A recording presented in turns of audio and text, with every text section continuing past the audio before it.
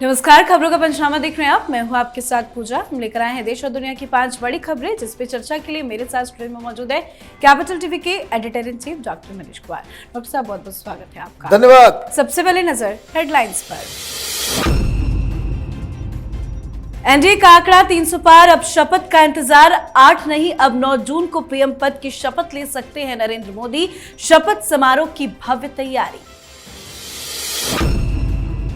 राहुल गांधी ने की press conference. Stock market crash को लेकर नरेंद्र मोदी और अमित शाह पर जमकर साधा निशाना। कहा, स्टॉक मार्केट में हुआ घोटाला, जेपीसी जांच की उठाई मांग।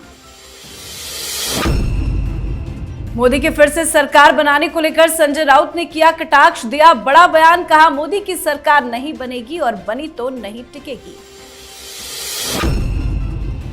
नीतीश कुमार की लगी लॉटरी, बिहार बीजेपी ने किया बड़ा ऐलान। नीतीश कुमार के नेतृत्व में 2025 का विधानसभा चुनाव लड़ेगी पार्टी।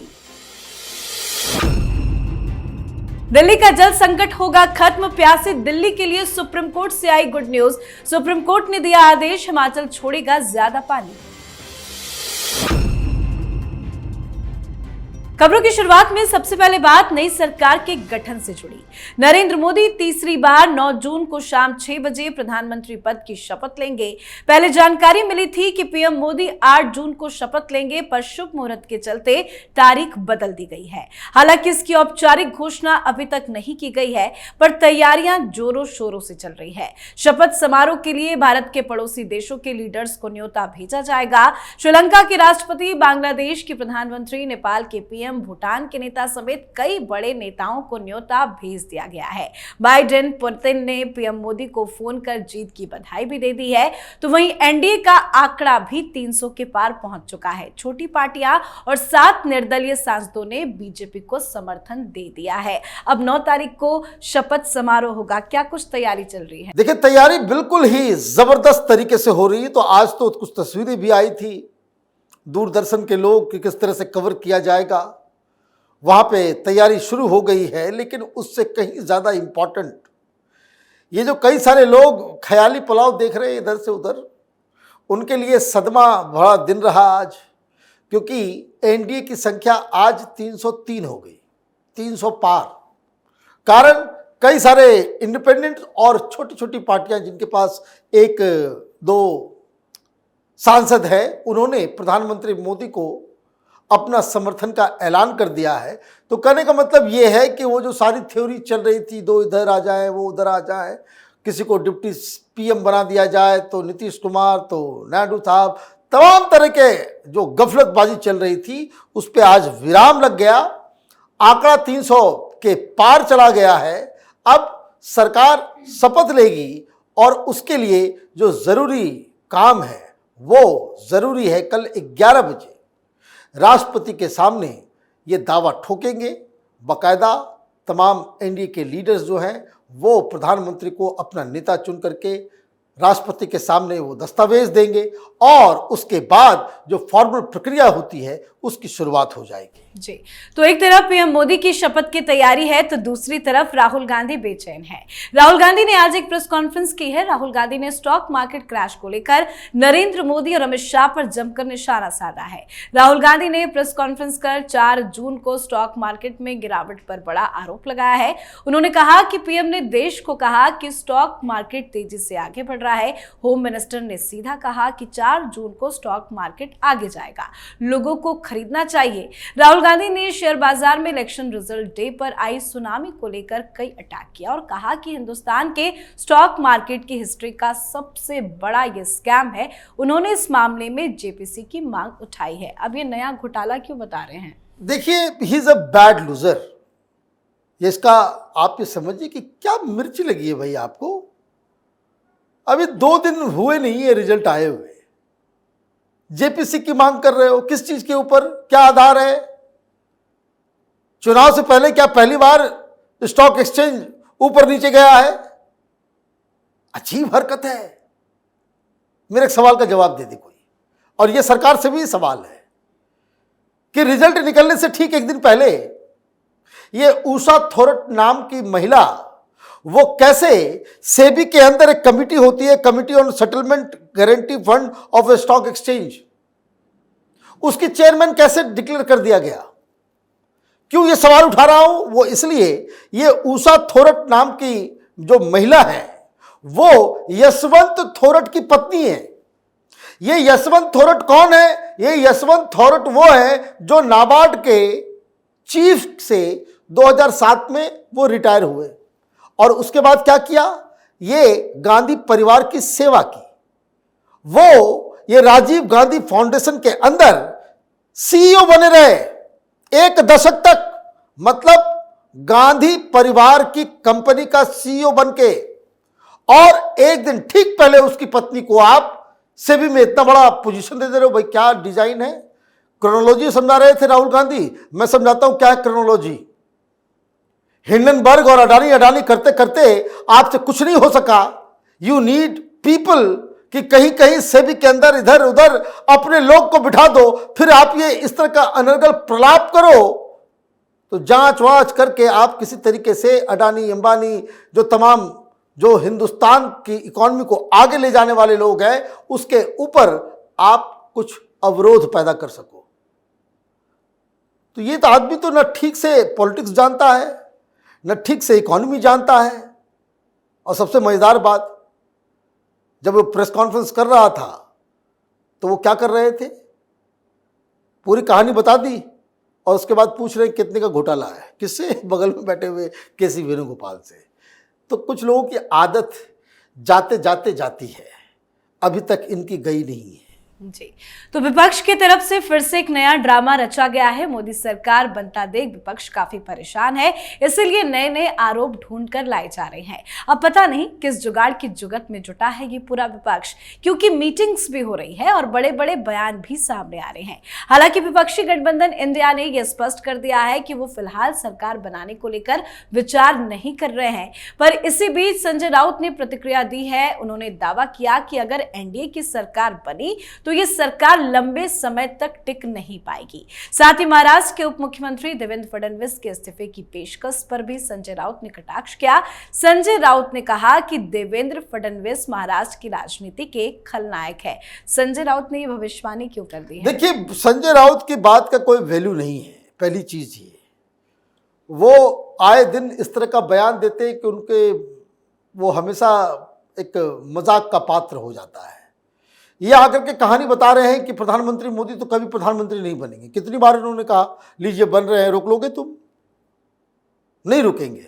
फिर क्या आप कह रहे हो कि अगर रहे तो ज्यादा दिन तक ये सरकार नहीं चलेगी? अच्छा, आप चाहते हो कि सरकार जो है अनस्टेबल गवर्नमेंट बने, यही आपकी मंशा है। चलिए ये भी मान लेते हैं, लेकिन आप दिल्ली छोड़ के मुंबई जाइए, क्योंकि खबर ये भी आ रही है कि उद्धव ठाकरे जो है बहुत दिनों तक कांग्रेस के साथ नहीं रहेंगे।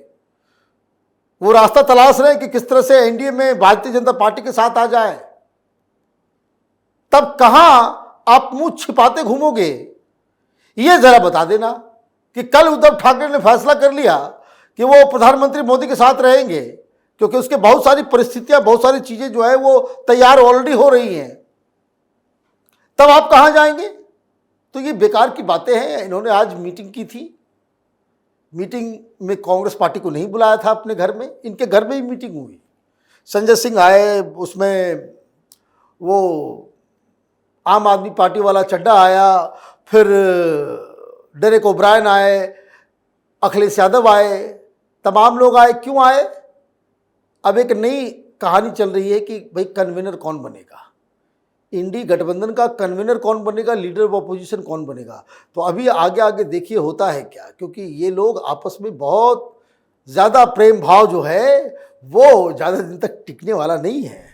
तो विपक्ष के अब सारे दाव फेल हो चुके हैं, पर नीतीश कुमार के सारे दाव कामयाब हो रहे हैं। लगता है मानो नीतीश कुमार की लॉटरी ही लग गई हो। लोकसभा चुनाव के नतीजे आने के बाद नीतीश कुमार किंग मेकर बनकर उभरे हैं।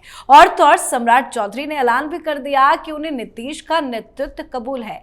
बड़ी अपडेट यह है कि सम्राट चौधरी और विजय कुमार सिन्हा ने बड़ा ऐलान करते हुए कहा कि हम 2025 का विधानसभा चुनाव नीतीश कुमार के नेतृत्व में लड़ेंगे। इसमें किसी को भी कोई समस्या नहीं है। कल तक तो नीतीश कुमार से सभी को समस्या थी, पर अब तो नीतीश कुमार ही किंग मेकर बन गए हैं। देखिए, बिहार में जो रिजल्ट्स आए हैं वो ऐसा पोजीशनिंग कर दे रहा है नीतीश कुमार को कि उनके बगैर काम नहीं चलेगा बीजेपी का। लेकिन मैं अभी भी कह रहा हूं कि बिहार में अगर भारतीय जनता पार्टी को एक अपने पैरों पे खड़ा होना है तो ये बैसाखी को त्यागने की आवश्यकता है।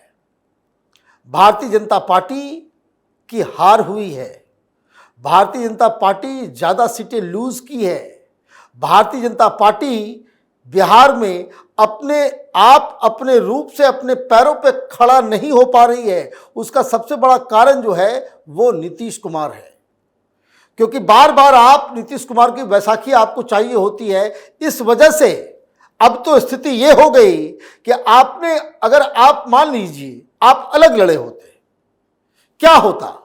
5-6 सीटें कम होती, इससे ज़्यादा कोई फर्क नहीं पड़ता। लेकिन फिर आप अभी जो चल रहा है कि ब्लैकमेलिंग का हमें स्पीकर भी चाहिए, हमें जो रेल भी चाहिए, तरह तरह की चीज़ें खबरें आ रही है। जो गठबंधन की अपनी एक परंपरा है, उसकी एक मजबूरी होती है। तो अगर 5-6 सीटें कम भी आती तब भी भारतीय जनता पार्टी इस तरह की चीज़ों से, इस तरह के दबाव से बाहर रहती। तो खैर, फैसला भारतीय जनता पार्टी को करना है।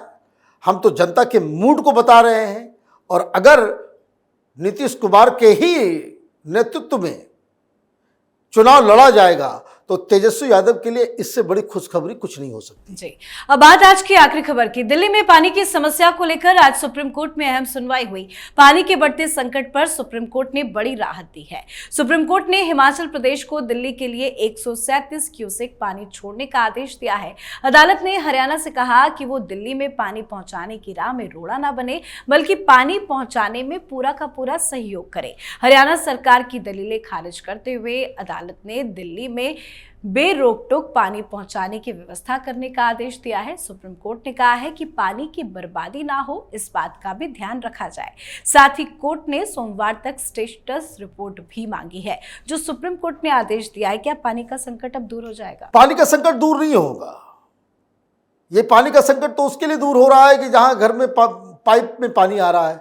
30% दिल्ली के अंदर 30% घर ऐसे हैं जहां डायरेक्ट पाइपलाइन जुड़ा हुआ नहीं है, ये सिर्फ हवाई है।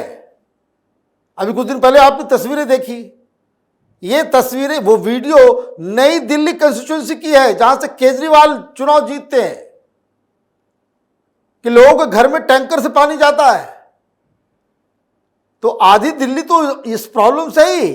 दूसरी चीज, आप हर चीज, भाई ये तो सुप्रीम कोर्ट आ गई, आपको रिलीफ दे, भाई आपने क्या किया?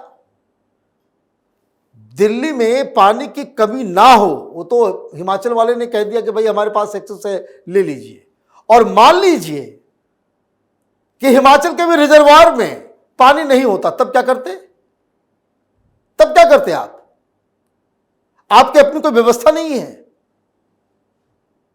तो ये सारी चीजें तो हर बार ऐसा लगता है देश के अंदर में मीडिया, सुप्रीम कोर्ट और ये सारे चीज जो है, वो अखबार वाले, ओपिनियन मेकर्स, वो केजरीवाल के लिए कैरियर बनाने का काम में लगे हुए हैं। देखिए, दिल्ली में पानी तो चाहिए, लेकिन ऐसा लग रहा है कि जो फैसले सारे हो रहे हैं कि भाई सुप्रीम कोर्ट, अखबार, मीडिया, सारे लोग ये केजरीवाल के पॉलिटिकल करियर को आगे बढ़ाने के काम में लगे हुए हैं।